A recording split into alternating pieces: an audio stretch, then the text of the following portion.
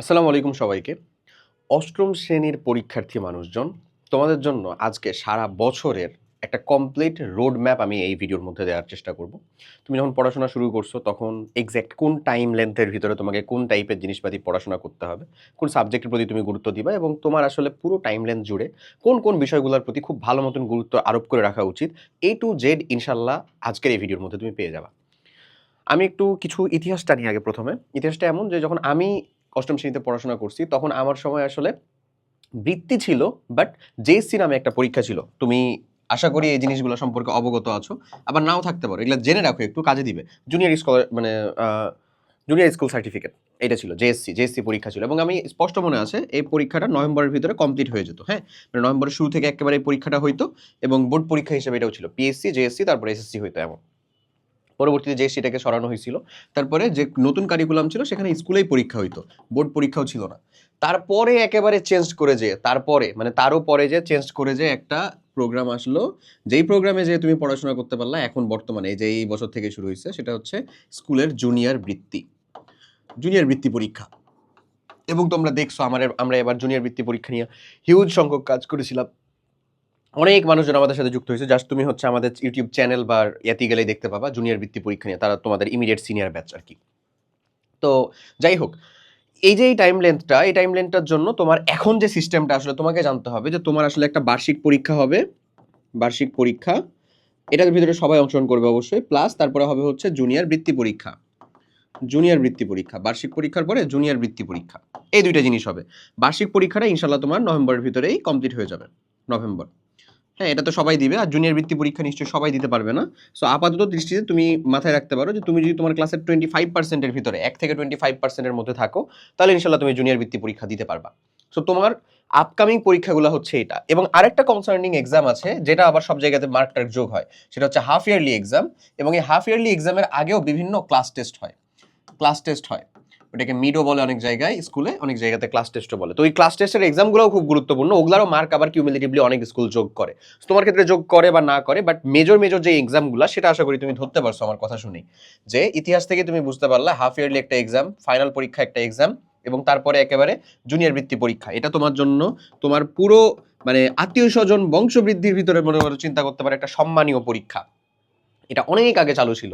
অনেক আগে বলতে আমাদের অনেক বড় ভাইয়েরা, এই যে মনির ভাইয়েরা যারা হচ্ছে যে প্রায় 98 এর দিকে পাস করে গেছেন, উনারাও হচ্ছে যে এই বৃত্তি পরীক্ষা দিছিলেন। বুঝছো? তো যাক, আশা করি ধরতে পারছো।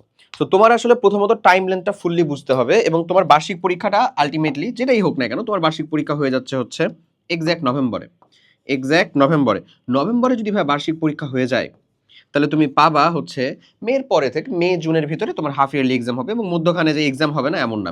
মধ্যখানে আরো অনেক বিষয় আশয়ের এক্সাম হবে। হ্যাঁ, মধ্যখানে আরো অনেক বিষয় আশয়ের এক্সাম হবে বলতে ওই যে বললাম না কিছু মিড ক্লাস টেস্ট এগুলা কিছু স্কুল থেকে নিয়ে থাকে এমন। তুমি ক্লাস 7 টা জাস্ট কেবল শেষ করছো। তোমার এখনো ক্লাস 8 এ উঠে আর কি পড়াশোনা শুরু করতে হবে। এক্সাক্টলি এরকম একটা ফিল আসার কথা। আবার পড়াশোনা ভাই। এক্সাক্টলি। আবার পড়াশোনা এবং বিশ্বাস করো তুমি যতটা বড় হতে থাকবা, যতটা দিন অতিবাহিত হতে থাকবে, তোমার পড়াশোনার এই চাপটা বাড়তে থাকবে। হ্যাঁ, এটাই চরম একটা সত্য কথা। আমি তোমাকে বলব না ইউনিভার্সিটিতে উঠলে খালি চিল আর চিল। এগুলা মিথ্যা কথা বলার আমার ইচ্ছা নাই আসলে। তো তুমি ততটা কিন্তু কোপ আপ করতে পারবা। Here is a point. একটা পয়েন্ট হচ্ছে এখানে এখন যে ই কথা হইলো যে তুমি আসলে পড়াশোনাটা কমপ্লিট করবা কিভাবে? তোমার টার্গেটটা কিরকম হওয়া উচিত? তোমার প্রত্যেকটাতেই না তুমি যদি আসলে সময়ের কাজটুকু সময়ে করতে পারো তাহলে এই চাপটা বা এই প্রেশারটা অনেকটা কম লাগবে। এটাই একটা চিরন্তন সত্য কথা। এবং আমি তোমাকে জাস্ট এতটুকু পরিমাণে আসলে কি করব? মানে উৎসাহিত করব। এতটুকু কাজ করার জন্য। ধরো তুমি বছরের শুরুতে কমপ্লিট করা শুরু করছো, পড়াশোনা করা শুরু করছো। তোমার বই দেওয়া হইছে, কেবল বই পাইছো। তুমি এখন থেকে নিজে attentively পড়া শুরু করো। নিজের পড়া শুরু করো। নিজের পড়া শুরু করবা কিভাবে? অবশ্যই তোমাকে পড়ানো লাগবে। সো তোমার পড়ানোর বেশ কিছু সোর্স থাকতে পারে। বেশ কিছু সোর্সের ভিতরে এক তুমি স্কুলের টিচারের কাছে পড়ো, ক্লাস করো যেটা যায়। স্কুলের টিচারের কাছে কোচিং করো হতে পারে। তুমি বাইরে কোনো ভাইয়ের কাছে কোচিং করো। তোমার বাসায় এসে ভাইয়া পড়ায়। তুমি অনলাইনে লাইভ ক্লাস করো অথবা আমাদের যে রেকর্ডেড প্রোগ্রাম সেটার সাথে যুক্ত আছো।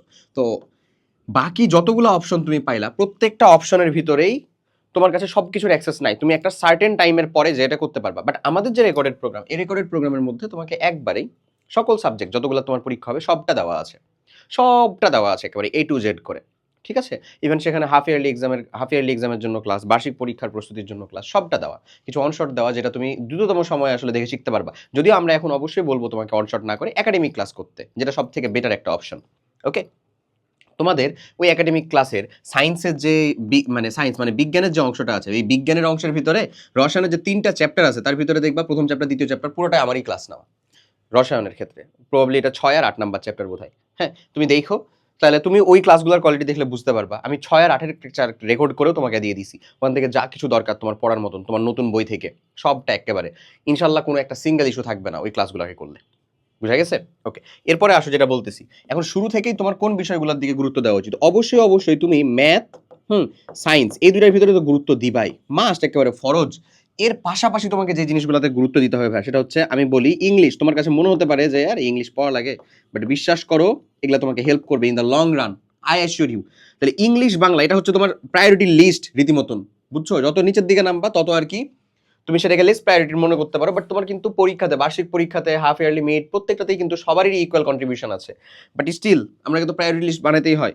আচ্ছা, বাংলা এটা ইংলিশ দ্বিতীয়, বাংলা দ্বিতীয়। হ্যাঁ, তারপরে চলে আসবে বিজিএস। এই যে বিজিএস কেন বলতেছি বলতো, কারণ এই 5টা সাবজেক্টেরই কিন্তু বৃত্তি পরীক্ষা হয়। তারপরে আসে হচ্ছে ভেতর ইসলাম, তারপরে আসে হচ্ছে আইসিটি। হ্যাঁ, এই যে এই জিনিসপাতিগুলো তোকে পড়তে হবে, কৃষি যাদের জন্য আছে আর কি। তো এই টার্গেটেড করে তুমি পড়াশোনাটা করবা। ওকে, এখন কাহিনী হইলো যে শুরুর দিক থেকে যদি তুমি এই সকল সাবজেক্টের ভিতরে ইম্পর্টেন্স দাও, প্রায়োরিটি দাও, সব সাবজেক্টে সেম পরিমাণে ইফোর্ট বের করে নিয়ে আসতে পারবা না, আউটপুট বের করে নিয়ে আসতে পারবা না। তোমাকে অবশ্যই কিছু সাবজেক্টের প্রতি দেখবা যে যেরকম ভাবে পড়াশোনা করতে হবে সেরকম ভাবে আসতেছে, কিছু সাবজেক্টে দেখতেছো আসতেছে না, তখন ওই সাবজেক্টগুলোকে অবশ্যই রিভিশনের পরিমাণ বাড়াতে হবে। ওই সাবজেক্টটা তুমি যেখানে শিখতে বা যেভাবে শিখতা সেটাকে চেঞ্জ করতে হবে, নতুন একটা অ্যাপ্রোচে শেখার চেষ্টা করতে হবে, যেন করতে পারো, যেন কমপ্লিট করতে পারো। অবশ্যই মাস্ট, ঠিক আছে? ওকে, এটা এটা খুব জরুরি, কিন্তু খুবই জরুরি। ওই অ্যাপ্রোচগুলো নিয়ে খেলবা, ওই অ্যাপ্রোচগুলো নিয়ে কমপ্লিট করবা, ঠিক আছে? আচ্ছা, আশা করি ধরতে পারা গেছে। তো এই হবে হচ্ছে তোমার একেবারে পুরো একটা বেসিক প্ল্যান, যে আমি এই অর্ডারে পড়াশোনাটা শুরু করব। তুমি যদি আমাদের ওই প্রোগ্রামের সাথে যুক্ত হও, তাহলে তুমি দেখবা তোমাকে প্রথম চ্যাপ্টারের শেষের চ্যাপ্টারের প্রথম ক্লাস সবটা দিয়ে দেওয়া। সো তোমার যেটা তুমি হাফ ইয়ারলি প্রসপেক্টাসটা পাইছো, সিলেবাসটা পাইছো, এই কিছু পড়তে হবে, শুরু করো, তুমি নিজে পড়া শুরু করো। আমি আবারও বলি, তোমার স্কুল অ্যানুয়াল ফাংশন নিয়ে, আমি মানলামই যে তোমার স্কুল অ্যানুয়াল ফাংশন নিয়ে হচ্ছে যে ব্যস্ত, তুমি নিজে পড়া শুরু করো। তোমার টাইম তো হচ্ছে চলেই যাচ্ছে, তখন কিন্তু অল্প সময়ের ভিতরে বেশি শেষ করতে গেলে তোমাকে আরো বেশি এফোর্ট দিতে হবে। এখন থেকে শুরু করতে পারলে, এখন থেকে ধরে রাখতে পারলে অবশ্যই তুমি ওই সময়তে যে ফ্লেক্সিবল ওয়েতে পড়াশোনা কমপ্লিট করতে পারবা। ক্লিয়ার? এরপরে চলে আসো এক্স্যাক্ট তোমার যা লিটারেলি করণীয় চিন্তা ভাবনা কি থাকা উচিত সেগুলো একটু দেখে নাও। হ্যাঁ, এটা রীতিমতন মানে আমার ক্লাস 8-এ থাকার কালে যতটুকু মনে আছে সেটার অংশের গাইডেন্স প্লাস হচ্ছে টোটকা, এটা খুবই পরিমাণে কাজে লাগবে। দেখো কি কাজ করতে হবে, তোমাকে একটা রুটিন মেনে পড়াশোনা করতে হবে। তোমাদের রুটিন, তুমি এক্স্যাক্টলি সকালে কয়টায় উঠো, হ্যাঁ, তোমার স্কুলে কতক্ষণ সময় যায়, কতটুকু সময় নষ্ট হয়, কতটুকু সময় তুমি ইফিশিয়েন্টলি আজকে কাজে লাগাতে পারো, তুমি কোচিং করো কিনা, তোমার বাসায় ভাইয়া এসে পড়ায় কিনা, হ্যাঁ, পড়ালে কতক্ষণ পড়ায়, কি পড়ায়, তুমি নিজে পড়ো কতক্ষণ, রেকর্ডেড ক্লাস করো কতক্ষণ, নিজে পড়ো কতক্ষণ, রেকর্ডেড ক্লাস করো কতক্ষণ, আর তোমার খানা পিনা ঘুম, এই যে এই রুটিনটা স্টিক টু, এই রুটিনের সাথে থাকো, ওই রুটিনটা মানে ওই রুটিনটাকে একেবারে মেনে চলার চেষ্টা করো, খুবই উপকার পাবা। ওকে, এর সাথে সাথে নিজের পড়াশোনার পাশাপাশি প্র্যাকটিসের সময় রাখা, মানে তুমি যদি নোট করে নিজে পড়ো তাহলে কেবলমাত্র সেটা তোমার নিজের পড়াশোনা বা প্র্যাকটিস তুমি বলতে পারো, তাছাড়া কিন্তু আর কোনোটাকেই তুমি নিজে পড়াশোনা বলতে পারো না। ওটা কিন্তু তোমাকে ইনপুট দেওয়া হচ্ছে, তুমি ক্লাসে যা পড়তেছো ওটা তোমার পড়াশোনা না, ওটা তোমার পড়াশোনার ইনপুট। এটাকে যখন তুমি নিজে বাসায় এসে পড়বা, প্র্যাকটিস করবা, তখন সেটা তুমি আউটপুটটা বের করতে পারবা। তার আগ পর্যন্ত ওই ইনপুটটুকু নিয়ে যদি তুমি মনে করো যে আমি পড়াশোনা করে ফেলছি, পড়ছি, হয়ে গেছে আমার, ভুল, ক্ষতিতে আছো বা লসে আছো, ভুল বুঝতেছো, অ্যাপ্রোচটা ঠিক মতন নাও, না হলে হচ্ছে পরবর্তীতে যখন হিউজ সংখ্যক পাহাড়ের সমান জমে যাবে, মনে হচ্ছে পড়েছো, কিছুই পড়ে না, ইন ভেইন, মহাকাশে ভাসবা মনে হবে। ওকে, নোট করে আগানো, এইটা এখনকার সময়ের জন্য খুবই গুরুত্বপূর্ণ একটা জিনিস। নোট করে আগাও ভাইয়া, পড়াশোনাটাকে নোট করে পড়াশোনার চেষ্টা করো, নোট রাখো। এটা তোমার মানে অ্যাটলিস্ট ম্যাথ, সায়েন্স, এই যে বৃত্তি যে সাবজেক্টগুলোর কথা বলছি, এগুলোতে নোট রাখার চেষ্টা করো। একটু মনে হবে যে সময় যাচ্ছে, বাট সময় গেলেও এটা তোমাকে শেষ দিনে অনেক বেশি উপকারে নিয়ে আসতে পারবে। এই যে তুমি হাফ ইয়ারলি পরীক্ষাতে দিতে যাও, শুরুর দিকে চ্যাপ্টার ভুলে যাবা, নোটটা দেখলে ঝটপট মনে চলে আসবে ভাই, ঝটপট, ঠিক আছে? আচ্ছা, নোটটা দেখলে মনে হবে যে না আমি পড়ছি, আমি পারবো, এগুলা আমাকে একটু রিভিশন দিতে হবে বাট পারবো। এই যে একটা কনফিডেন্স, এই যে একটা হেসেল ফ্রি, একটা চাপ ফ্রি, এটা এক্সামের আগে যে কতটা জরুরি বলে বোঝানোর মতো না। এরপরে চলে আসো দুর্বল বিষয়ে বেশি ফোকাসড হওয়া। দেখো আমি আবারও বললাম, এই যে এই সাবজেক্টগুলোর প্রতি এফোর্ট দিচ্ছ, সব সাবজেক্টে সেম আউটপুট পাবা না। যেইটা তোমার উইক সাবজেক্টে পরিণত হতে চলেছে, ওই সাবজেক্টটাই হোক, এটা বাংলা হোক, এটা বিজিএস, আমার জন্য এটা বিজিএস ছিল লিটারেলি, যে সাবজেক্টে হোক না কেন ওটাতে বেশি এফোর্ট দাও, বেশি সময় দাও। আবার সায়েন্সের ভিতরে কিন্তু তোমাদের ম্যাক্সিমাম অংশই হচ্ছে বায়োলজি, এই বায়োলজিটাও কিন্তু ভালো মতন পারতে হয়। এখান থেকে কিন্তু বেশিরভাগ মার্কই আসে, বৃত্তি পরীক্ষাতে বেশিরভাগ মার্ক আসছিল বায়োলজি থেকে, বুঝছো? তো সায়েন্সের মধ্যেকার যে বায়োলজির অংশ সেটাও তোমাকে ভালো মতন কমপ্লিট করতে হবে। এগুলাতে ফোকাস থাকো, এটা অনেক জরুরি। ওকে, এরপরে চলে আসো, যদি আমি বলি তাহলে সেটা হচ্ছে তোমার পরীক্ষা দেওয়ার প্র্যাকটিস করা। শোনো, আমাদের প্রত্যেকটা প্রোগ্রামের সাথে এক্সাম বাই ডিফল্ট যুক্ত। তুমি তুমি যুক্ত হওয়ার সাথে সাথে প্রত্যেকটা সাবজেক্টের প্রত্যেকটা চ্যাপ্টার ওয়াইজ এক্সাম পেয়ে যাবা। তুমি যেটা আরামসে ওখানে একটা এক্সাম দিতে পারো। এক্সামটা না আমাদের অষ্টম শ্রেণীর আগ পর্যন্ত একটা ট্যাবোর মতো থাকে রীতিমতন, বুঝছো? মানে আসলে করতে হবে, আমাদের দিতে হবে, বাট আলাদা একটা ভয়, আলাদা একটা খারাপ লাগা কাজ করে এক্সামের প্রতি। শুনতেই ভালো লাগে না, এক্সাম দিব না, থাক, অনাগ্রহ। এই জিনিসটা যারা কাটায় উঠতে পারবে, যাদের এই জিনিসটার প্রতি একটা আগ্রহ নিয়ে আসতে পারবে এক্সাম দেওয়ার ক্ষেত্রে, বিশ্বাস করো ওরা বিজেতা থাকবে, মানে বিজয়ী থাকবে, ওরা কনকিয়ার করবে। ওরা রীতিমতন শুধু জিতবে না, হ্যাঁ, ওরা হচ্ছে যে রুল ঠিক করবে অ্যাকচুয়ালি, যে কিভাবে কমপ্লিট করতে হবে, কিভাবে পারতে হবে, বুঝছো? ওরা হিস্ট্রি খালি মানে চেঞ্জ করবে আর কি, যাকে বলে এডিট করবে, শুধু এমন না, বুঝছো? তো এই এক্সামে না একটা মাইন্ড সেটই নিয়ে এসো, এক্সাম দিতে হলে আমার কোনো প্যারা নাই, আমি এক্সাম দিতে পারবো, সমস্যা নাই, আমি এক্সাম দিব। এটা শুধু শুধু ওভার কনফিডেন্স নিয়ে এসো না, পড়ার মাধ্যমে নিয়ে এসো, তাহলে এটা অর্জন করা সম্ভব হবে, কোপ আপ করতে পারবে। এরপরে আসো নির্দিষ্ট গাইডেন্সে থাকা। দেখো আমি বলবো একটা জিনিস, পীর কম চেঞ্জ করো, হ্যাঁ, পীর কম চেঞ্জ করো।